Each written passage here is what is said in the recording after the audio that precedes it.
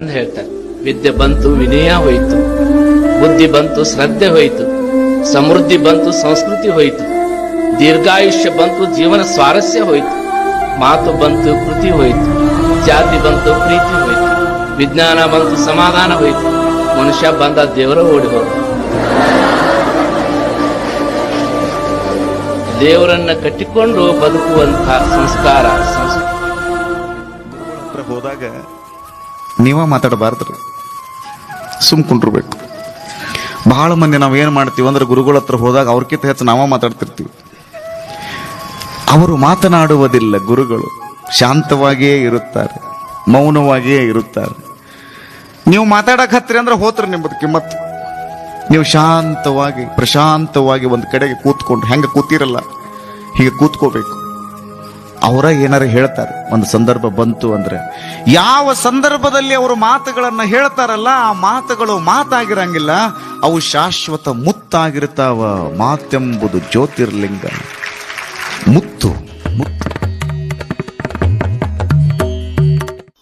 ಸತಿಯ ಕಂಡು ವೃತಿಯಾದ ಬಸವಣ್ಣ, ವೃತಿಯಾಗಿ ಬ್ರಹ್ಮಚಾರಿಯಾದ ಬಸವಣ್ಣ, ಬ್ರಹ್ಮಚಾರಿಯಾಗಿ ಭವಗೆಟ್ಟ ಬಸವಣ್ಣ. ನಮ್ಮ ಗುಹೇಶ್ವರ ಲಿಂಗದಲ್ಲಿ ಬಾಲ ಬ್ರಹ್ಮಚಾರಿಯಾದಾತ ಬಸವಣ್ಣನೊಬ್ಬನೇ. ಆಶ್ಚರ್ಯ ಏನಂದ್ರ ಇದನ್ನು ಹೇಳಿದವರು ಮದುವೆ ಆಗ್ಲಾರ್ದವ್ರು, ಯಾರಿಗೆ ಪ್ರಶಸ್ತಿ ಕೊಟ್ಟರಲ್ಲ ಅವ್ರು ಮದುವೆ ಆದವ್ರು. ಬಸವಣ್ಣನವ್ರಿಗಂತಾರ ಅವ ಬಾಲಬ್ರಹ್ಮಚಾರಿ. ನಮ್ಮ ಗುಹೇಶ್ವರ ಲಿಂಗದೊಳಗ ಬಾಲಬ್ರಹ್ಮಚಾರಿ ಆದಾತ ಬಸವಣ್ಣನೊಬ್ಬನೇ. ಬಸವಣ್ಣಗೆ ಯಾಕೆ ಬ್ರಹ್ಮಚಾರಿ ಅಂದ್ರು ಅಂದ್ರ ಬಸವಣ್ಣ ಮೀಸಲು ಬಿಟ್ಟಿರ್ಲಿಲ್ಲ. ಮನಸ್ಸ ದೇಹ ಇಂದ್ರಿಯ ಕೆಡಿಸ್ಕೊಳ್ಳಾರ್ದಂಗ ಬದುಕದ್ನೆಲ್ಲ, ಅದಕ್ಕೆ ಬ್ರಹ್ಮಚಾರಿ ಅಂತ ಕರೆದ್ರವ್ರು ಅಲ್ಲಮ ಪ್ರಭುಗಳು. ಏನ್ ಇರ್ಲಿಲ್ಲ, ಏನು ಪ್ರಧಾನಮಂತ್ರಿ ಆಗಿದ್ದ, ಪ್ರೈಮ್ ಮಿನಿಸ್ಟರ್ ಆಗಿದ್ದ, ಫೈನಾನ್ಸ್ ಮಿನಿಸ್ಟರ್ ಆಗಿದ್ದ. ನಮ್ಮಲ್ಲಿ ಒಮ್ಮೆ ಆದ್ರೆ ಮುಗಿದೋತ್ 3 ಪೀಳಿ ಆಗಬಹುದು ನಮ್ಮಲ್ಲಿ. ಅವ ಫೈನಾನ್ಸ್ ಮಿನಿಸ್ಟರ್ ಪ್ರೈಮ್ ಮಿನಿಸ್ಟರ್ ಆಗಿದ್ರು ಮೀಸಲು ಬಿಟ್ಟಿದ್ದಿಲ್ಲ, ಅದಕ್ಕೆ ಬ್ರಹ್ಮಚಾರಿ ಅಂದ. ಬ್ರಹ್ಮಚರ್ಯ ಇದರ ಅರ್ಥ ಮೀಸಲು ಮಾಡಿಕೊಳ್ಳುವುದು, ಮೀಸಲು ಕೆಡಿಸಿಕೊಳ್ಳಾರ್ದಂಗೆ ಬದುಕುವುದು. ನೀವು ತಾಯಂದ್ರೆ ಅನ್ನೋದಲ್ಲ, ಏನು ಮೀಸಲು ಮಾಡಬೇಕು ದೇವನಿಗೆ? ಹಾಲು ಮೀಸಲು ಮಾಡ್ಬೇಕಂತಿನ ಕರು ಎಂಜಲು ಮಾಡೈತಿ, ಹೂವ ಮೀಸಲು ಮಾಡ್ಬೇಕಂತಿನ ದುಂಬಿ ಎಂಜಲು ಮಾಡೈತಿ, ನೀರು ಮೀಸಲು ಮಾಡಬೇಕಂತಿನ ಮೀನು ಎಂಜಲು ಮಾಡೈತಿ. ಭಗವಂತನೇ ನಿನಗಾವದು ಮೀಸಲು ಮಾಡಲಿ ಹೇಳು. ಹಾಲು ಕರುವಿನೆಂಜಲು, ನೀರು ಮೀನಿನೆಂಜಲು, ಹೂವ ದುಂಬಿ ಎಂಜಲು. ಅದಕ್ಕೆ ಭಗವಂತನೇ ನಿನಗ ಹೊರಗಿನ ವಸ್ತುಗಳಿಂದಲ್ಲ, ನನ್ನ ಹೃದಯವೇ ನಿನಗೆ ಮೀಸಲಾಗಬೇಕು. ಇದು ಬ್ರಹ್ಮಚರ್ಯ. ಇದು ಕೆಡಿಸಿಕೊಳ್ಳಾರ್ದಂಗೆ ಇರುವುದಷ್ಟೇ ಬ್ರಹ್ಮಚರ್ಯ ಅಂದ್ರ ರಿಸರ್ವೇಶನ್. ಈಗ ನೀವು ಬಸ್ ಹಿಡಿತೀರಿ, ಬಸ್ ಹಿಡಿದಾಗ ಬಸ್ಸಿನ ತುಂಬಾ ಜನ ಇರ್ತಾರೆ. ಇಲ್ಲಿ ಪ್ಯಾಕ್ ಇರ್ತೈತಿ. ಒಬ್ಬರ ಕಾಲ ಮೇಲೆ ಒಬ್ಬರು ಕಾಲು ಇಟ್ಟಿರ್ತಾರ. ಆದ್ರೆ ನೀ ಸೀಟ್ ರಿಸರ್ವೇಶನ್ ಮಾಡಿದ್ರೆ ನಿನ್ನ ಸೀಟಿನ ಮೇಲೆ ಯಾರು ಕುಡುದಲ್ಲಿ ಖಾಲಿ ಇರ್ತೈತಿ. ಅದು ನೀ ಬೆಂಗಳೂರು ಮಟ್ಟ ಕುಂತರ ಹೋಗು, ನಿಂತರ ಹೋಗು, ಶೀರ್ಷಾಸನ ಹಾಕೊಂಡರ ಹೋಗು. ಅಂದ್ರೆ ನೀ ರಿಸರ್ವೇಶನ್ ಮಾಡಿಸಿ ಬಿಟ್ರ ಬಸ್ಸಿನ ತುಂಬಾ ಮಂದಿದ್ರು ಸಹಿತ ನಿನ್ನ ಸೀಟ್ ಹೆಂಗ್ ಖಾಲಿ ಇರ್ತೈತಲ್ಲ, ಹಂಗ ಮನಸ್ಸಿನೊಳಗ ಶಬ್ದ ಸ್ಪರ್ಶ ರೂಪ ರಸ ಗಂಧ ಅನ್ನುವಂತ ಸಾವಿರ ವಿಷಯಗಳು ಮನಸ್ಸಿನೊಳಗಿದ್ರು ಸಹಿತ ಈ ಹೃದಯ ದೇವರಿಗಾಗಿ ರಿಸರ್ವೇಶನ್ ಇತ್ತು ಅಂದ್ರೆ ಯಾರೂ ಸೀಟ್ ಹಿಡಿಯಕ್ ಸಾಧ್ಯ ಇಲ್ಲ. ಅದನ್ನ ದೇವರು ಅಂದ್ರೆ ಒಳ್ಳೆಯದಷ್ಟೇ, ರಿಸರ್ವೇಶನ್ ಮಾಡೋದಂತಾರೆ. ಇದಕ್ಕೆ ರಿಸರ್ವೇಶನ್ ಮಾಡಬೇಕು. ಈಗ ಹಳ್ಳಿ ಇರ್ತಾವಲ್ಲ, ಹಳ್ಳ್ಯಾಗ ಎತ್ತ ದನ ಕುರಿ ಇದ್ದು ಅಂದ್ರೆ ಅವಕ್ಕೇನ್ ಮಾಡ್ತಾರ, ಚಿಕ್ಕ ಹಾಕೋದಿಲ್ಲ, ಚಿಕ್ಕ ಹಾಕ್ತಾರ ಅದಕ್ಕೆ ಬಾಯಿಗೆ.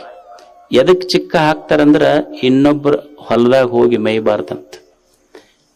ಹಂಗ ಬ್ರಹ್ಮಚರ್ಯ ಅಂದ್ರ ಇದೊಂದು ಸೆಲ್ಫ್ ಡಿಸಿಪ್ಲಿನ್. ನಿನ್ನ ಮನಸ್ಸಿಗೆ ಚಿಕ್ಕ ಹಾಕೊಂಡಂಗ ಅಷ್ಟ. ಇದು ಸೆಲ್ಫ್ ಡಿಸಿಪ್ಲಿನ್. ಇನ್ನೊಬ್ಬರ ವಿಷಯ ವಸ್ತುಗಳನ್ನ ಕಂಡು ಬಯಸಬಾರದು ಅನ್ನೋದಕ್ಕೊಂದು ಸೆಲ್ಫ್ ಡಿಸಿಪ್ಲಿನ್ ಐತಿಲ್ಲ, ಅದು ಮೀಸಲು ಬ್ರಹ್ಮಚರ್ಯ ಆಯ್ತು.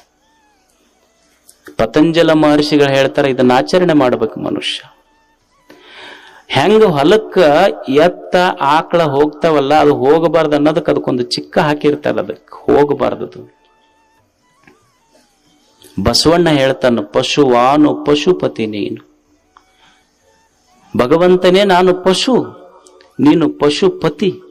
ಈ ಪಶುವಿಗೆ ಗೊತ್ತಾಗೋದಿಲ್ಲ ಯಾವುದು ಕೆಟ್ಟದ್ದು ಒಳ್ಳೇದು. ಒಮ್ಮೆ ಅಜ್ಞಾನದೊಳಗೆ ಇರ್ತೈತಿ, ಗೊತ್ತಾಗೋದಿಲ್ಲ. ಭಗವಂತನೇ ತುಡು ಗುಣಿ ಎಂದು ಹಿಡಿಯದ ಮುನ್ನ ಹಿಡಿದು ಬಡಿಯದ ಮುನ್ನ ಒಡೆಯ ನಿಮ್ಮ ಬೈಯದಂತೆ ಮಾಡು ಕೂಡಲ ಸಂಗ. ಬಸವಣ್ಣನ ಪ್ರಾರ್ಥನೆ ಎಷ್ಟು ದೊಡ್ಡದ ದೇವನಿಗೆ.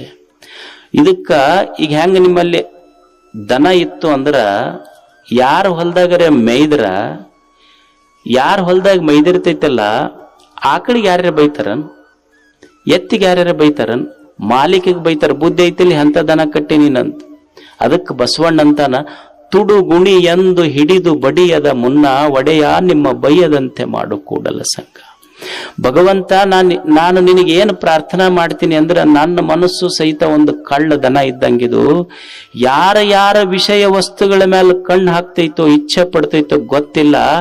ಯಾರೋ ಹಿಡಿದು ಇದಕ್ಕೇನೋ ಒಂದು ಶಬ್ದ ಅಂತಾರಲ್ಲ, ಹ್ಯಾಂಗೆ ಎತ್ತಿಗೆ ಬಿಟ್ಟು ಎತ್ತಿನ ಮಾಲಕಗೆ ಬೈತಾರಲ್ಲ, ನಾನು ತಪ್ಪು ಮಾಡಿದಾಗ ಭಗವಂತನೇ ನನಗೆ ಬೈಯುವುದಿಲ್ಲ. ಇವನಿಗೆ ಜನ್ಮ ದೇವ್ರು ಎದಕ್ಕರ ಹುಟ್ಟಿಸಿದನಂತ ನಿನಗೆ ಬೈತಾರೆ ಭಗವಂತ. ನಿನಗೆ ಮಾತು ಬರಬಾರದು, ಅದಕ್ಕೆ ನನಗೆ ಒಳ್ಳೆಯವನನ್ನಾಗಿ ಮಾಡಿ. ನಾ ಯಾಕೆ ಸತ್ಸಂಗದೊಳಗೆ ನಾವು ಏನು ಕಲಿಯೋದಂದ್ರೆ, ಮನಸ್ಸು ಸ್ವಚ್ಛ ಮಾಡೋದು ಕಲಿಯೋದ, ವಿಶ್ವಾಸ ಪ್ರೀತಿಯನ್ನು ಕಲಿಯೋದ, ಭಗವಂತನ ಭಕ್ತಿ ಅಂತಕ್ಕಂಥದ್ದು ಮಾಡೋದನ್ನು ನಾವು ಕಲಿಬೇಕು. ನಂಬಿ ಕರೆಯದೊಡೆ ಓ ಎನ್ನನೇ ಶಿವ. ಎಂತಿಂತವ್ರು ಭಾರತ ದೇಶದಾಗ ನಂಬಿ ಬಾಳಲಿಲ್ಲ. 12 ವರ್ಷಗಳ ಪರ್ಯಂತರವಾಗಿ ನಿರಂತರವಾಗಿ ರಾಮ ಅಂತಕ್ಕಂಥ ಶಬರಿ ಯಾವ ದೊಡ್ಡ ವಿದ್ಯಾಪೀಠಕ್ಕೆ ಹೋಗಿ ಏನು ಡಾಕ್ಟರೇಟ್ ಮಾಡಿ ಎಲ್ಲ ಶಾಸ್ತ್ರ ಓದಿ ಎಲ್ಲ ಮಾಡಿ ದೊಡ್ಡ ವಿದ್ವಾಂಸಿಗಿದ್ದಳು ಮುದುಕಿ ಅಂತಲ್ಲ, ಏನಿಲ್ಲ. ಮಾತಂಗ ಋಷಿ ಗುರುಗಳು ಒಂದು ರಾಮನು ಅಂತ ಮಂತ್ರ ಕೊಟ್ಟರು. ಇಲ್ಲೇ ಅನ್ಕೊತ್ಕೊಂಡು ಒಂದಿನ ಅವ ಬರ್ತಾನ, ಅವನ ದರ್ಶನ ಆದ ಬಳಿಕ ನಿನಗೆ ಪರಮ ಮೋಕ್ಷ ಆಗ್ತತಿ ಅಂತ ಅವ್ರು ಹೇಳಿ ಹೋದರು. ಹಿಂದೆ ನಂದು ತಂದನ್ನೋದು ಏನು ಇಲ್ಲ. ಅಲ್ಲೇ ಬಿದ್ದಂಥ 4 ಗಡ್ಡೆ ಗೆಣಸ, ಅಲ್ಲೇ ಇರುವಂಥ 4 ಹನ್ನ, ಚಿಕ್ಕದಾದಂಥ ಒಂದು ಕುಟೀರ, ದಿನಾಲು ರಸ್ತಾದ ಮ್ಯಾಗ ಹೂ ಹಾಕ್ತಿದ್ದಳು. ಯಾಕೆ? ನನ್ನ ರಾಮ ಬರ್ತಾನಂತ ಗುರುಗಳು ಹೇಳ್ಯಾರ, ಅವನ ಅಂಗಾಲಿಗೆ ಮಣ್ಣು ಹತ್ತಬಾರದು. ನನ್ನ ರಾಮ ಬರ್ತಾನಂದ ಬಳಕ ಅವನ ಕಾಲಿಗೆ ಮಣ್ಣು ಹತ್ತಬಾರದು. ದಿನ ಹಾದಿಗೆ ಹೂ ಹಾಕ್ತಿದ್ದಳು, ದಿನ ದೀಪ ಹಚ್ಚಿ, ದಿನ ಚಂತನ ಕಣ್ಣಾದ ನೀರು ತಂದು ಪ್ರೀತಿಯಿಂದ ತಾಯಿ ಕಾಣ್ಲಾರ್ದಾಗ ಮಗು ಹೆಂಗೆ ಹಠ ಮಾಡಿ ಹೇಳ್ತಾ ದಿನಾಲು ರಾಮ ಯಾವಾಗ ಬರ್ತಿ ಅಂತ ಕಣ್ಣೀರು ಹಾಕ್ತಿದ್ದಳು ಅಂತ. ಆದರೆ ಒಂದು ಮಾತು ಗೊತ್ತಿರಲಿ, 12 ವರ್ಷ 14 ವರ್ಷ ಕಾಲ ಕಳೀತು. ದಿನಾಲು ರಸ್ತಾದ ಮೇಲೆ ಹಾಕಿದಂಥ ಹೂಗಳು ಬಾಡಿದು. ಆದರೆ ಹೂವು ಹಾಕುವುದು ತಪ್ಪಲಿಲ್ಲ, ದಿನಾಲು ಹಾಕ್ತಿದ್ರು, ಹೂಗಳು ಬಾಡಿದು. ಆದರೆ ಶಬರಿ ಹೃದಯದೊಳಗೇನು ಭಕ್ತಿ ಅನ್ನತಕ್ಕಂಥದ್ದಿತ್ತಲ್ಲ, ರಾಮನನ್ನು ನೋಡ್ಬೇಕನ್ನುವಂಥ ಭಕ್ತಿ ಉತ್ಸಾಹ ಇತ್ತಲ್ಲ, ಆ ಪ್ರೀತಿ ಎಂದೂ ಬಾಡಲಿಲ್ಲ. ಅದಕ್ಕಾಗಿ ಅಯೋಧ್ಯದ ರಾಮ ಒಂದಿನ ಲಕ್ಷ್ಮಣ ಸಹಿತವಾಗಿ ಬರುವಂತ.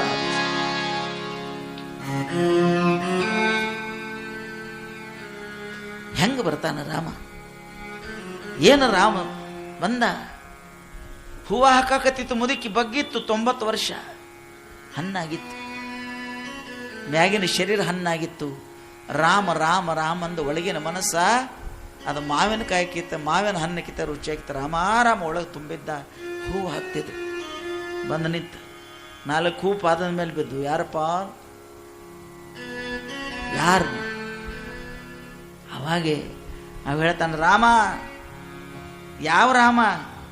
ಯಾರನ್ನ ದಿನಾಲು ಪೂಜೆ ಮಾಡಿ ನೆನೆಸ್ತಿಲ್ಲ ಅದೇ ರಾಮ. 90 ವರ್ಷ ಮುದುಕಿ ಸಣ್ಣ ಮಕ್ಕಳಿಗತ್ತೆ ಕುಣಿಲಿಕ್ಕೆ ಪ್ರಾರಂಭ ಮಾಡಿದಾಳೆ. ಹೋಗಿ ನೀರು ಕೂಡ ತರಲಿಲ್ಲ, ದೇವರಿಗಾಗಿ ಪಾದ ತೊಳಕ್ಕೆ ನೀರು ಕೂಡ ತರಲಿಲ್ಲ. ಕಣ್ತುಂಬ ರಾಮನ್ ನೋಡಿ ಏನು ಹನಿಗೆ ಪಾದಕ್ಕೇನು ತನ್ನ ಹನಿಯನ್ನು ಊರಿ ಗಟ್ಟಿಯಾಗಿ ಪಾದ ಹಿಡಿದಳಲ್ಲ. 2 ಕಣ್ಣುಗಳಿಂದ ಹರಿತಕ್ಕಂಥ ಕಣ್ಣಿನ ನೀರು, ಪ್ರೀತಿ ಕಣ್ಣ ನೀರಿನಿಂದ ರಾಮನ ಪಾದ ತೊಳೆದಾಳ. ಹೂವನ್ನು ಮೈ ಮೇಲೆ ಚೆಲ್ಲಾಡಾಳ, ಹೊರಳಾಡಿ ನಮಸ್ಕಾರ ಮಾಡ್ತಾಳೆ ಶಬರಿ. ಇವತ್ತಿನ ದಿನ ಯಾವ ದೊಡ್ಡ ಪಂಡಿತ ಪರೀಕ್ಷೆ ಮಾಡಲಿಲ್ಲ, ದೊಡ್ಡ ಶಾಸ್ತ್ರ ಓದಲಿಲ್ಲ. ನಂಬದೆ ನೆಚ್ಚದೆ ಭರಿದೆ ಕರೆವವರ ಕೊಮ್ಮ ಮೆಟ್ಟಿ ಕೂಗೆಂದ ಕೂಡಲ ಸಂಗಮ ದೇವ. ನಂಬರು ನೆಚ್ಚರು ಭರಿದೆ ಕರೆವ. ಸನ್ನಿವೇಶ ನಾವು ನೋಡಬೇಕು. ರಾಮ ಯಾವ ರಾಮ ಮುತ್ತರತ್ನದ ಸಿಂಹಾಸನ ಮೇಲೆ ಕೋಟಿ ಕೋಟಿ ಬೆಲೆ ಬಾಳತಕ್ಕಂತ ರತ್ನ ಸಿಂಹಾಸನ ಮೇಲೆ ಅಯೋಧ್ಯದಲ್ಲಿ ರಾಜಕುಮಾರ ಆಗಿ ಅಯೋಧ್ಯದ ರಾಜ ಆಗಿ ಸಿಂಹಾಸನ ಮೇಲೆ ಕೂಡ್ತಾ ಇದ್ದಲ್ಲ, ಅವತಾರಿ ಪುರುಷ ರಾಮ, ಅಯೋಧ್ಯದ ರಾಜ ರಾಮ, ಪುರುಷೋತ್ತಮ ರಾಮ, ಒಬ್ಬಕ್ಕೆ ಬಡವಿ ಮಾಡುವಂತ ಭಕ್ತಿಗೋಸ್ಕರವಾಗಿ ಚಾಪಿ ಮೇಲೆ ಬಂದು ಕುಂತ, ಚಾಪಿ ಮೇಲೆ ಬಂದು ಕುಂತ. ನನ್ನ ದೇವರಿಗೆ ನಾ ಏನು ಕೊಡ್ಬೇಕಂತ ಓಡಾಡಿ ಬೋರೆ ಹಣ್ಣು ತರ್ತಾಳೆ. ನಿಮಗೆಲ್ಲ ಗೊತ್ತೈತೆ, ಯಾರು ನೆನಪು ಮಾಡ್ತೀನಿ. ಬೋರಿ ಹಣ್ಣು ತಂದ ಪ್ರತಿಯೊಂದು ಬೋರಿ ಹಣ್ಣು ದೇವರಿಗೆ ಕೊಡುವಂತ ಪರಿಸ್ಥಿತಿ ಒಳಗೆ ಬಾಯಾಗಿಟ್ಟು ಅದನ್ನು ಕಚ್ಚುತ್ತಿದ್ದಳು, ಬಾಯಿ ಒಳಗಿಟ್ಟು ಅದನ್ನು ಕಚ್ಚುತ್ತಿದ್ದಳು, ಒಳಗ ಹುಳುಗಳದವನ್ನ ನೋಡ್ತಿದ್ದಳು, ನಾಲಿಗೆ ಮೇಲೆ ಇಟ್ಟು ಅದು ಹುಳಿ ಐತೆ ನೋಡ್ತಿದ್ದಳು. ನನ್ನ ದೇವರ ತಿನ್ನೋತ್ನ್ಯಾಗ ಒಂದು ಬಾಯಾಗ ಕ್ರಿಮಿ ಹೋಗಬಾರ್ದು. ನನ್ನ ದೇವ್ರ ಅಕಸ್ಮಾತ್ ಈ ಬೋರಿ ಹಣ್ಣು ತಿನ್ನೋತ್ನ್ಯಾಗ ಅವಾಗ ಹುಳಿ ಹತ್ತಿ ಮುಖ ಎಕ್ಕಡ್ರೆ ಆಗಬಾರ್ದು. ಅವ್ ತಿನ್ನುವಂತ ಹಣ್ಣು ರುಚಿ ಇರ್ಬೇಕಂತ ಕಚ್ಚಿ ನೋಡ್ತಿದ್ಳು, ನಾಲ್ಗಿ ಮ್ಯಾಗ ನಿಟ್ಟು ನೋಡ್ತಿದ್ಳು. ಇದನ್ನ ನೋಡಿ ಚಲೋ ಅದ ಅಂತ ತಿಳ್ಕೊಂಡು ಒಂದೊಂದು ಅವನಿಗೆ ಬೋರಿ ಹಣ್ಣು ತಿನ್ನಿಸ್ತಿದ್ರು. 14 ವರ್ಷದ ಪುಣ್ಯ ಫಲ. 14 ವರ್ಷ ಬ್ಯಾಸರಿಲ್ಲಾರದ ನಿರಂತರವಾಗಿ ನಾಮಸ್ಮರಣೆ ಮಾಡಿದಾಗ ಬೇಸಿಗೆ ಒಳಗೆ ಬಿರುಕು ಬಿಟ್ಟಂತ ಭೂಮಿ ಮ್ಯಾಗ, ಕಾದ ಬಿರುಕು ಬಿಟ್ಟಂತ ಭೂಮಿ ಮ್ಯಾಗ ಜೋರಾಗಿ ಮಳೆಯಾಗಿ ಒಟ್ಟುಗಳಲ್ಲಿ ತುಂಬಿದ ಒಳಕ ಆ ಭೂಮಿ ತಾಯಿಗೆ ಎಷ್ಟು ಸಮಾಧಾನ ಆಗ್ತದಲ್ಲ. ರಾಮ ರಾಮ ಅನ್ನುವಂಥ ಹೃದಯ ಯಾವಾಗಲೂ ಸಣ್ಣ ಮಕ್ಕಳಿಗತೆ ಹೃದಯ ನಾಮಸ್ಮರಣೆ ಮಾಡುವಂಥ ಹೃದಯಕ್ಕೆ ಒಮ್ಮೆ ರಾಮ ದರ್ಶನ ಆದ ಬಳಿಕ ಅಡಮಳಿ ಬಿದ್ದು ಒಡ್ಡು ತುಂಬಿದಟ್ಟು ಮನಸ್ಸಿಗೆ ಶಾಂತಿಯಾಗಿ ಆನಂದದ ಕಣ್ಣೀರು ಸುರಿತಾ ಇದ್ದಾವ ಶಬರಿದು. ಒಂದೊಂದು ಎಂಜಲ ಬೋರಿ ಹಣ ತಿನ್ನಿಸ್ತಾ ಇದ್ದಾಗ ತಿನ್ನಿಸ್ಕೋತಕ್ಕಿ ಕಣ್ಣಾಗ ನೀರು ಬಂದಿದ್ದು. ರಾಮ ಅಕ್ಕಿ ಮುಖವನ್ನು ನೋಡಿ ಪ್ರತಿಯೊಂದು ಹಣ್ಣು ತಿನ್ನತ ಆನಂದವಾಗಿ ಅಕ್ಕಿ ನೋಡಿ ರಾಮನ ಕಣ್ಣಾಗ ನೀರು ತುಂಬಿತ್ತಂತೆ. ಮಗ್ಗಲಾಗಿದ್ದಂತ ಜೊತೆಗೆ ಬಂದಂತ ಲಕ್ಷ್ಮಣ ಹೇಳ್ತಾನೆ, ಅಣ್ಣ ಈಕೆ ಯಾ ಕುಲದಕ್ಕಿ, ಈಕೆ ಯಾ ಕುಲದಕ್ಕಿ, ನಾವ್ಯಾ ಕುಲದವ್ರು?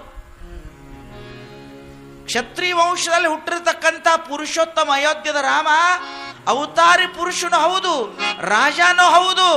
ಅಡವಿಯೊಳಗ ಗಡ್ಡಿಗೆ ಅನಸ ತಿನ್ನುವಂತ ಸಾಮಾನ್ಯ ಕುಲದಿ ಮುದುಕೆಲ್ಲೇ ನಮ್ ದೊಡ್ಡವಲ್ಲ, ಸಣ್ಣವಲ್ಲ, ನಡುವಿನವ್ವ ಮಹಾರಾಣಿ ಕೈಕ ಅಲ್ಲ, ಕೌಶಲ್ಯ ಸುಮಿತ್ರಿ ಅಲ್ಲ, ನಮ್ಮ ಕುಲಕ್ಕೆ ಸಂಬಂಧ ಇಲ್ಲ. ಈಕೆ ಯಾವೋ ಸಾಮಾನ್ಯ ಕುಲದಲ್ಲಿ ಇರ್ತಕ್ಕಂಥವಳು. ಅವಳು ಬಾಯಾಗ ಕಚ್ಚಿದಂಥ ಎಂಜಲ ಬೋರಿ ಹಣ್ಣು ತಿಂತಿಯಲ್ಲ ಅನ್ನ, ಇವು ಎಂಜಲ ಬೋರಿ ಹಣ್ಣ ನಿನಗೇನು ಸ್ವಲ್ಪ ಎಂಜಲು ಅನಿಸ್ಲಿಲ್ಲೇನು? ಈ ಮಾತನ್ನು ಹೇಳಿದಾಗ ರಾಮನ ಕಣ್ಣ ತುಂಬ ನೀರು ಬಂತಂತೆ. ಲಕ್ಷ್ಮಣ ಒಂದು ಮಾತನ್ನು ಕೇಳ್ತಾನೆ, ಅಣ್ಣ ಇದು ಎಂಜಲ ಬೋರಿ ಹಣ್ಣ, ಈಗ ನಮ್ಮ ಅವ್ವಲ್ಲ, ಸಾಮಾನ್ಯ ಕುಲದಲ್ಲಿ ಹುಟ್ಟಿರ್ತಕ್ಕಂಥವಳು. ನಮ್ಮ ಜಾತಿಗೆ ಇವ್ರ ಜಾತಿಗೆ ನಮ್ಮ ಸ್ಥಾನಮಾನಕ್ಕೆ ಒಂದು ಪೃಥ್ವಿಯನ್ನು ಆಳುವಂತ ರಾಜರು ನಾವು. ಅಡಿವೆಯಾಗಿರುವಂತ ಮುದುಕಿ ಯಾವಾಗ ಸ್ನಾನ ಮಾಡ್ಯಾಳ ಗೊತ್ತಿಲ್ಲ, ಸ್ವಚ್ಛ ಇಲ್ಲ, ಅದು ಬಾಯಾಗ ಹಾಕಿ ಕಚ್ಚಾತಾಳ. ಈ ಎಂಜಲು ಬೋರಿ ಹಣ ತಿಂತಿಲ್ಲ, ನಿನಗೇನು ಅನಿಸ್ಲಿಲ್ಲೇನು? ಈ ಮಾತು ಕೇಳಿದಾಗ ರಾಮನ ಕಣ್ಣಲ್ಲಿ ನೀರು ಬಂದ ರಾಮ ಒಂದು ಮಾತನ್ನು ಹೇಳ್ತಾನೆ, ಶಬರಿ ಒಳಗೆದ್ದಿದ್ದಿಲ್ಲ, ರಾಮನೊಳಗೆದ್ದಿದ್ದಿಲ್ಲ. ರಾಮ ರಾಜ ಅನ್ನೋದು ಮರೆತ, ಶಬರಿ ಒಬ್ಬಕ್ಕೆ ಸಾಮಾನ್ಯ ಬಡವಿ ಅನ್ನೋದು ಮರೆತಿದ್ಳು.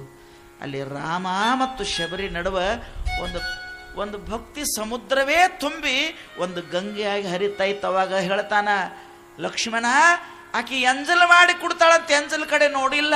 12 ವರ್ಷಗಳ ಪರಂತರವಾಗಿ ದಿನಾಲು ರಾಮ ಅಂತ ನಾಮಸ್ಮರಣೆಯನ್ನು ಮಾಡಿರ್ತಕ್ಕಂಥ ಹೃದಯ ಶುದ್ಧ ಆಗೈತಿ, ಮನಸ್ಸು ಶುದ್ಧ ಆಗೈತಿ. ರಾಮ ನೋಡೋದಕ್ಕೆ ನಾಲಿಗೆ ಪವಿತ್ರ ಆಗಿದೆಪ್ಪ, ಎಂಜಲ್ ಕಡೆ ನೋಡ್ಲಿಲ್ಲ, ಅವಳ ಒಳಗಿರುವಂತಹ ಭಕ್ತಿ ಕಡೆ ನೋಡಿ.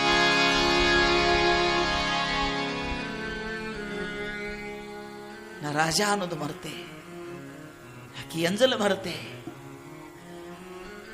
ಆಕಿ ಒಳಗಿರುವಂತ ಪ್ರೀತಿ ಐತೆಲ್ಲ, ಪ್ರೀತಿ ಅದ ಎಲ್ಲವನ್ನು ಮರೆತೆ ಲಕ್ಷ್ಮಣ.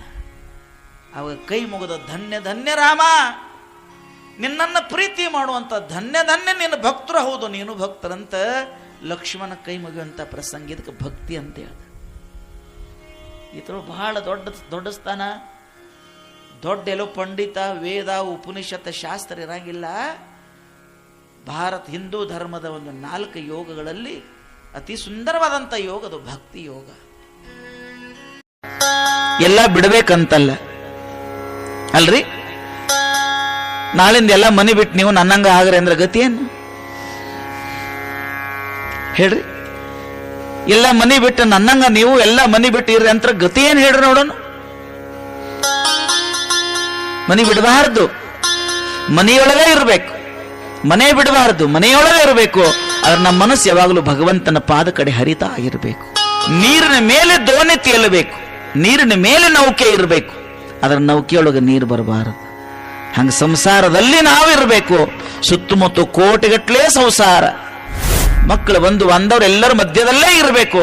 ಇಂಥ ಸಂಸಾರದಲ್ಲಿ ನೀರಿನ ಮೇಲೆ ತೇಲುವಂತ ನೌಕೆ ಒಳಗೆ ನೀರು ಹ್ಯಾಂಗಿಲ್ಲೋ, ಸಂಸಾರದಲ್ಲಿ ತೇಲುವಂತ ಈ ಬದುಕು ಇರ್ತೈತಿ ಅಲ್ಲ, ಸಂಸಾರದಲ್ಲೇ ಬದುಕು ತೇಲ್ತಾ ಇರಬೇಕು.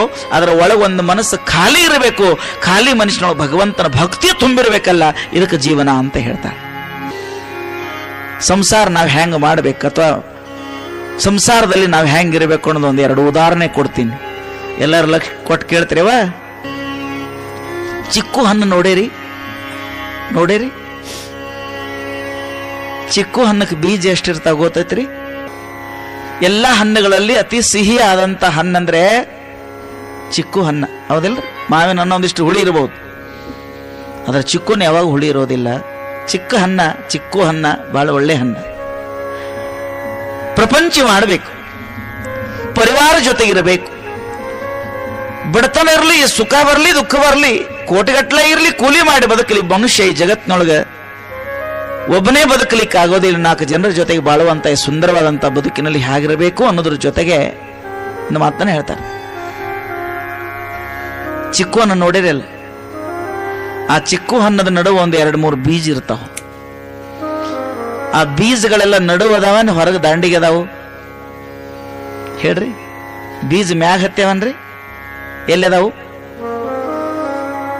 ಚಿಕ್ಕು ಹಣ್ಣದ ಮಧ್ಯದಲ್ಲಿ ನಡುವಂತಿರ ಹಳ್ಳ್ಯಾಗ ಚಿಕ್ಕು ಹಣ್ಣದ ಒಳಗ ಒಂದು 3 ಬೀಜ ಅದಾವ. ಅಕಸ್ಮಾತ್ ಆಗಿ ಹಣ್ಣು ನೀವು ಹರ್ಕೊಂಡು ಹಣ್ಣು ತಗೊಂಡು ಬಿಚ್ಚಿದಾಗ ಅದ್ರ ಒಳಗಿರುವಂತ ಬೀಜ ತೆಗಿಲಿಕ್ಕೆ ಬಹಳ ಕಷ್ಟ ಆಗೋದಿಲ್ಲ. ಹಿಂಗ ಹಣ್ಣು ಬಿಚ್ಚಿ ಅಳಗಾಡಿಸರ ಸಾಕು, ಪಳಾಬಳ ಅಂತ ಬೀಜ ಬೀಳ್ತಾವ. ಮತ್ತ ಅವ್ ಬೀಜ ಹೆಂಗದಾವ ಹೇಳ್ರಿ? ಬೀಜ ಹೆಂಗದಾವ? ಅದಕ್ಕೇನ್ರೆ ಹತ್ಯದನ್ರಿ? ಚಿಕ್ಕು ಹಣ್ಣಿಂದ ಏನ್ರೆ ಸ್ವಲ್ಪ ಹತ್ಯದನ ಅದಕ್ಕ? ಮತ್ತ ದಂಡಿಗದ ನಡುವದಾವ. ಚಿಕ್ಕು ಹಣ್ಣದ ಮಧ್ಯದಲ್ಲೇ ಇದ್ದಾವ 2-3 ಬೀಜಗಳು. ಹಣ್ಣದ ಮಧ್ಯದಲ್ಲಿದ್ರು ಕೂಡ ಸ್ವಚ್ಛ ತೊಳೆದಂಗದಾವ. ಅವತ್ರ ಮೈಗೆ ಏನೂ ಹಚ್ಕೊಂಡಿಲ್ಲ, ಸ್ವಚ್ಛ ತೊಳೆದಂಗದಾವ. ಹಂಗ ಹೊಲ ಇರಬೇಕು, ಮಕ್ಕಳ ಮರಿ ಇರಬೇಕು, ಊರ್ ಕಾರಬಾರ್ ಇರಬೇಕು, ಮಕ್ಕಳು ಇರಬೇಕು, ಕೋಟಿಗಟ್ಲೆ ಆಸ್ತಿ ಇರಬೇಕು, ಸುತ್ತಮುತ್ತ ಸಂಸಾರ ಇರಬೇಕು. ಚಿಕ್ಕು ಹಣ್ಣಂಗ ತೊಳೆದಂಗ ಸ್ವಚ್ಛ ಮನಸ್ಸಿರ್ಬೇಕು. ಹಂಗ ಸಂಸಾರ ಮಾಡ್ಬೇಕು ಮನುಷ್ಯ. ಚಿಕ್ಕು ಹಣ್ಣಿನ ನಡುವ ಬೀಜ ಇದ್ರು ಕೂಡ ಅವಳು ಏನೋ ಸ್ವಚ್ಛ ಮೈಗೆ ಹಚ್ಕೊಳ್ಳಾರ್ದಂಗ ಅದಾವಲ್ಲ, ಹಂಗ ಸಂಸಾರ ಮಧ್ಯದಲ್ಲೇ ನೀನಿರು, ಸುತ್ತಮುತ್ತ ಸಂಸಾರ ಇರಲಿ, ಅದರ ಸ್ವಚ್ಛ ಮನಸ್ಸಿರಲಿ, ಮನುಷ್ಯನೊಳಗೆ ನಿತ್ಯ ಭಗವಂತನ ನಾಮಸ್ಮರಣೆ ಇರಲಿ. ಸಂಸಾರದಾಗ ಹೆಂಗಿರ್ಬೇಕು? ಚಿಕ್ಕು ಹಣ್ಣು ಬೀಜಿನಂಗ. ಇನ್ನು ಭಕ್ತಿ ಮಾರ್ಗದಾಗ ಹೆಂಗಿರ್ಬೇಕು? ಪರಮಾರ್ಥ. ಭಕ್ತಿ ಮಾರ್ಗದಾಗ ಹೆಂಗಿರ್ಬೇಕು? ಮಾವಿನಕಾಯಿ ಏನಂತಾರ, ಮಾವಿನಕಾಯಿ ಗೊಪ್ಪ ಏನಂತಾರ ನಮ್ಮ ಉತ್ತರ ಕರ್ನಾಟಕ, ಮಾವಿನಕಾಯಿ ಬೀಜ ಗೊಟ್ಟ. ಸ್ವಾಮೀಜಿ ಸಂಸಾರದಂಗ ಚಿಕ್ಕು ಬೀಜದಂಗ ನಡು ಇದ್ರು ಹಚ್ಕೋಬೇಡ್ರಿ ಅಂತ ಹೇಳ್ರಿ, ನಮ್ಗೆ ಚಲೋ ಅನಿಸ್ತು.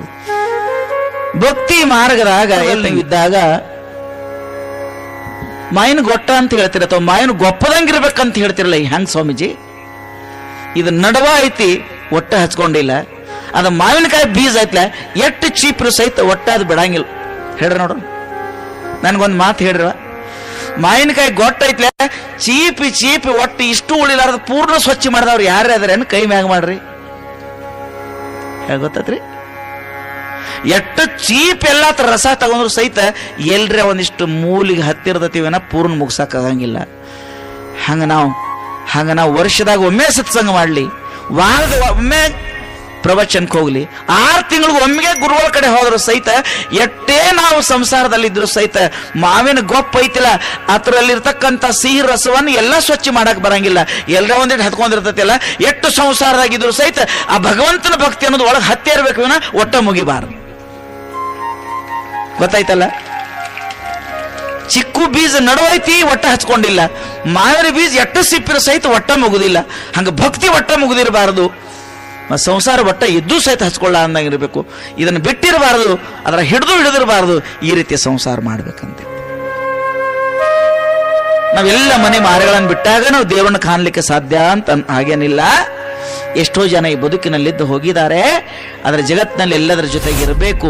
ಈ ಮೋಹ ಮಾಯೆಯನ್ನ ಸ್ವಲ್ಪ ತಿಳ್ಕೊಂಡು, ಮೋಹ ಮಾಯೆಯನ್ನು ಸ್ವಲ್ಪ ತ್ಯಾಗ ಮಾಡಿ ಭಗವಂತನ ಕಡೆ ನಮ್ಮ ಮನಸ್ಸು ಹರಿತಾ ಇರಬೇಕು. ಭಕ್ತಿ ಅಂದ್ರೆ ಏನ್ರಿ ಸ್ವಾಮೀಜಿ? ಭಕ್ತಿ ಅಂದ್ರೆ ನಮ್ಮ ಹೃದಯದಲ್ಲಿರುವಂತ ಶುದ್ಧವಾದಂತ ಮನುಷ್ಯನಲ್ಲಿರುವಂತ ಪ್ರೀತಿ.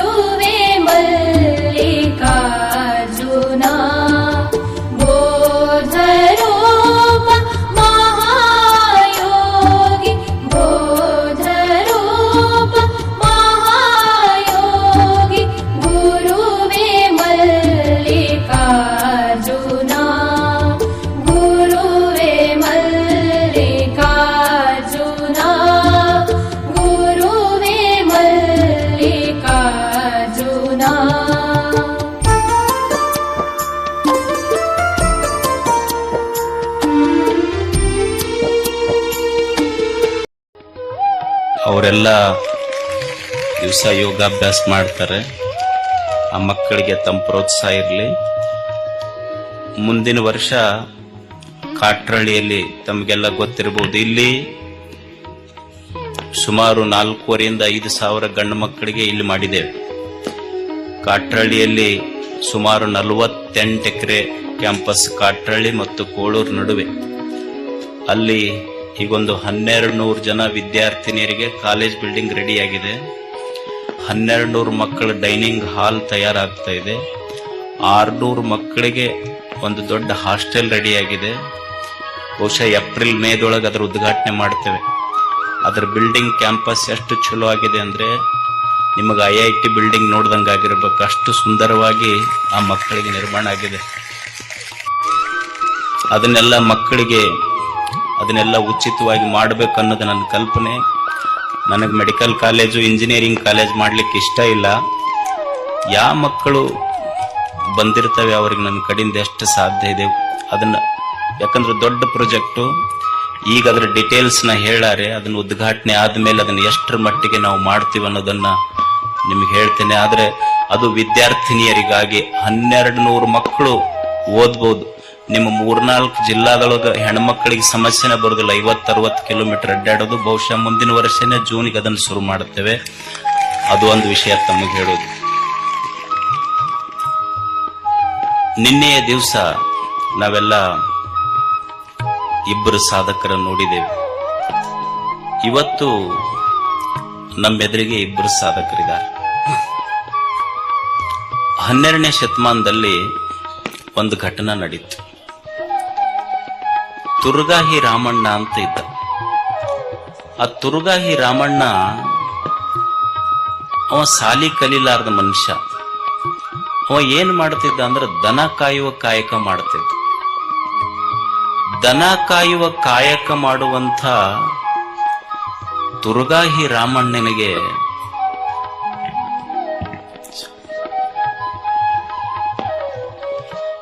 ದನ ಕಾಯುವ ಹುಡುಗನಿಗೆ ಹೋಗಿ ಬಸವಣ್ಣ ಕೈ ಮುಗಿದು ಶರಣು ಶರಣಾರ್ಥಿ ಅಂತ ಹೇಳಿ, ನೀ ದೊಡ್ಡ ಶರಣಪ್ಪ, ನೀ ದೇವ್ರದಿ ಅಂತಂದ.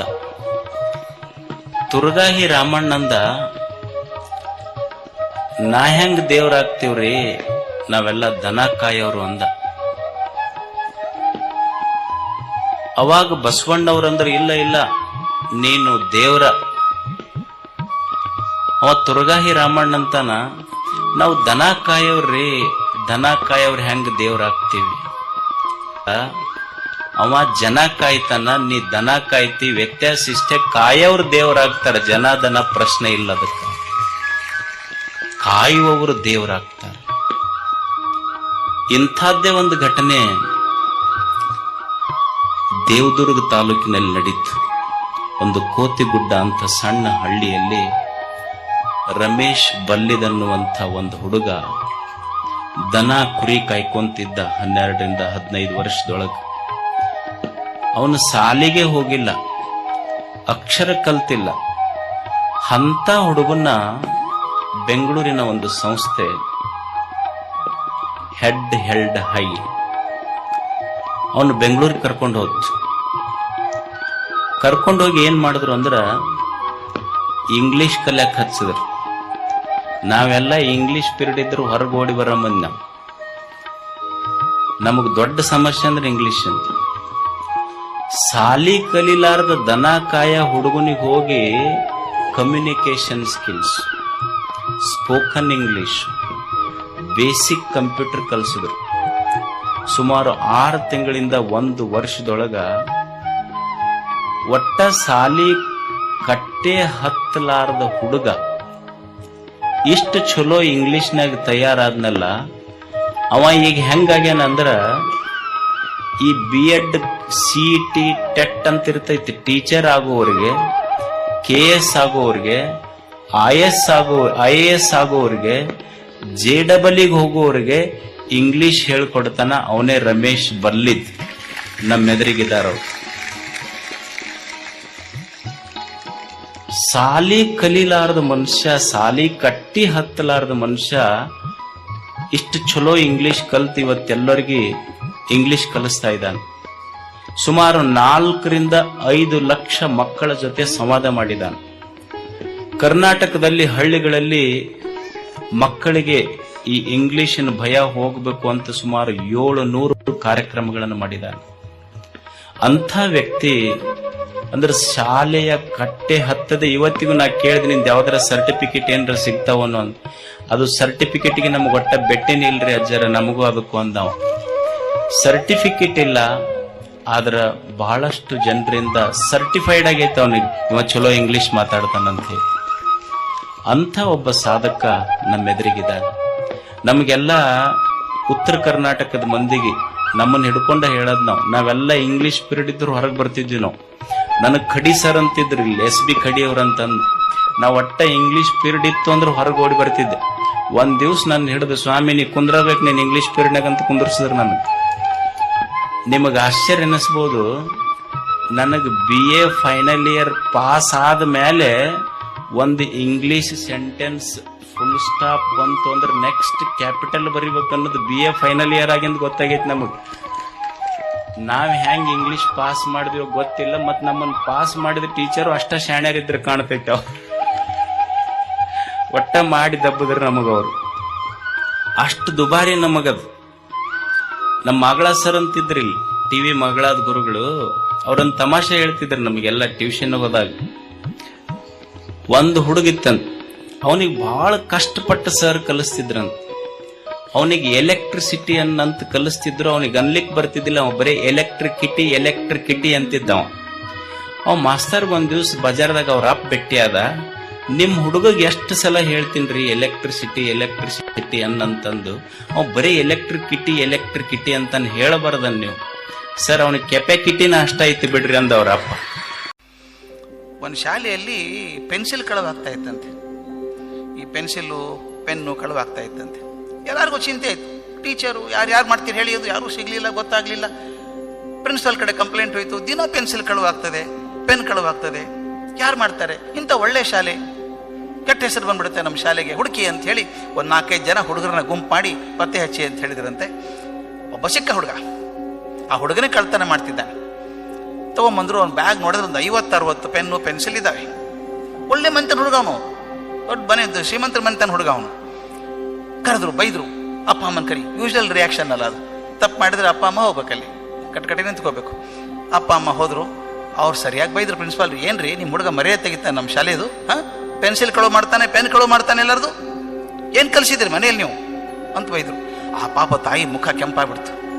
ಮನೆಗೆ ಬರ್ತಾ ಒಂದು 4-5 ಪಟ ಹೊಡ್ಕೊಂಬಂದ್ರು. ಮರ್ಯಾದೆ ತೆಗೆದುಬಿಟ್ಟೆಲ್ಲೋ ಮನೆತನದ್ದು, ಪೆನ್ಸಿಲ್ ಕಳುವು ಮಾಡ್ಬೇಕಾ ನೀನು, ಕೊಟ್ಟಿಲ್ಲೋ ಪೆನ್ಸಿಲ್ ನಿನಗೆ, ಬಾ ಮನೆಗೆ ಹೋದ್ಮೇಲೆ ಅಪ್ಪನಿಗೆ ಹೇಳ್ತೀನಿ ಅಂದರು. ಅಪ್ಪ ಸಾಯಂಕಾಲ ಆಫೀಸಿಂದ ಬಂದರು. ಅಮ್ಮ ತಳ್ಳಿದ್ರು, ನಾವು ನೋಡಿ ಅವನು ಮರ್ಯಾದೆ ತೆಗೆದುಬಿಟ್ಟ, ನಂದಂತೂ ಸಾಕಾಗಿ ಹೋಯ್ತು ನಿಮ್ಮ ಮಗನ ಸಲುವಾಗಿ. ಪೆನ್ಸಿಲ್ ಕಳುವು ಮಾಡ್ತಾನ್ರಿ, ಪೆನ್ ಕಳುವು ಮಾಡಿದಾನೆ ಶಾಲೆಯಲ್ಲಿ. ಹೌದಾ? ಅಪ್ಪ ಒಂದು 4 ಪೆಟ್ಟು ಹಾಕಿದ.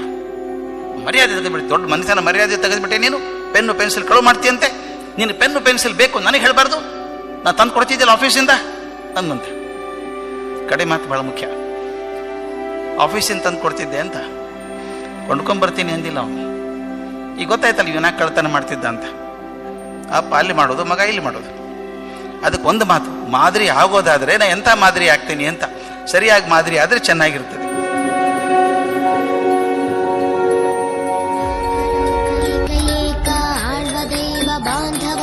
ಖಂಡ ಖಂಡ ದಂಡ ಪಾಣಿ ವೀರ ಭದ್ರ ಕೇಶವಂ ನಿತ್ಯಹೀನ ಕೀಚಕೂಟ ಗರ್ವ ಭಂಗ ತಾಂಡವಂ ನೀಲಕಂಠ ರುದ್ರ ರೂಪ ಸರ್ವಲೋಕ ರಕ್ಷಕಂ ಕೃಪಾಕರಂ ಕಠೋರ ಕಷ್ಟ ಕೃಷ್ಣ ಕರ್ಮನಾಶಕಂ ಮದಾಂಧ ಬಂಧರುಂಡ ಛೇದ ಭಕ್ತ ವೃಂದ ಪೋಷಿತಂ ಶಿವಂ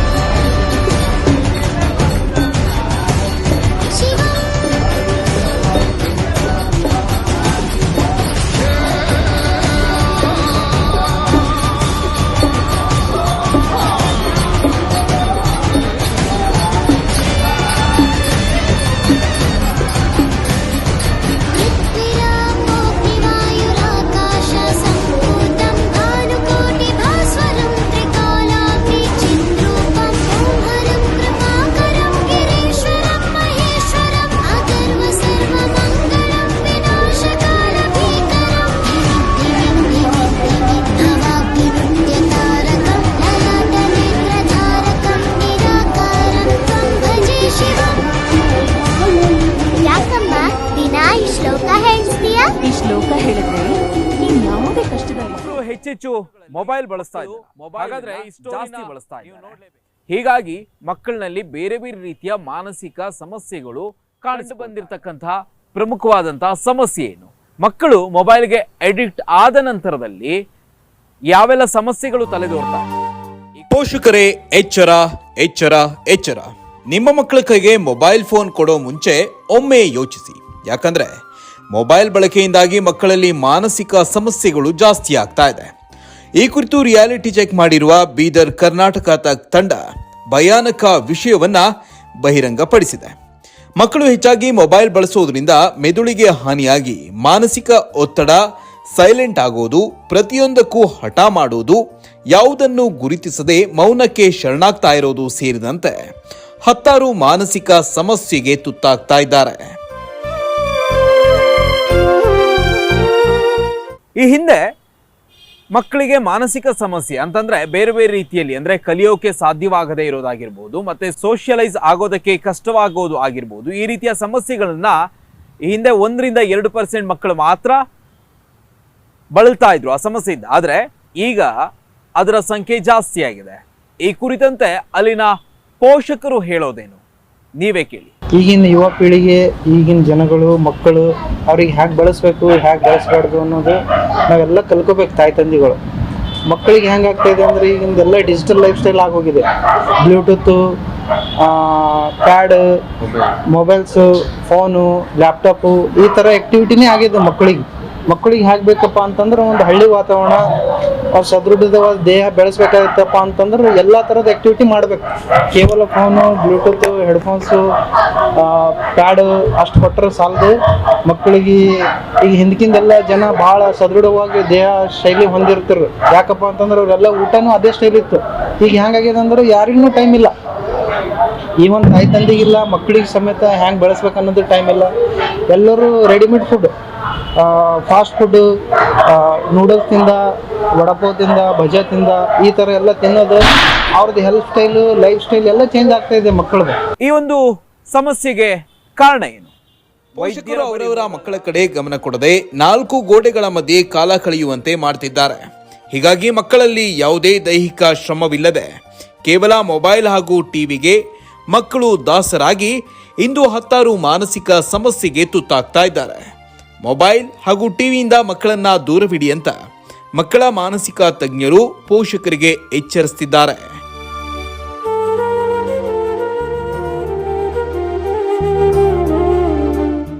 ಕೋಪ ವರ್ತನೆ, ಹಠತನ, ಹೈಪರ್ ಆಕ್ಟಿವಿಟಿ ಅಂತೀವಿ. ಆಮೇಲೆ ಊಟಕ್ಕೆ ಊಟ ಮಾಡಬೇಕಂದ್ರೂ ಕೂಡ ಮೊಬೈಲ್ ಅಥವಾ ಟಿ ವಿಗಳನ್ನು ನಾವು ಬಳಕೆ ಮಾಡಲೇಬೇಕು.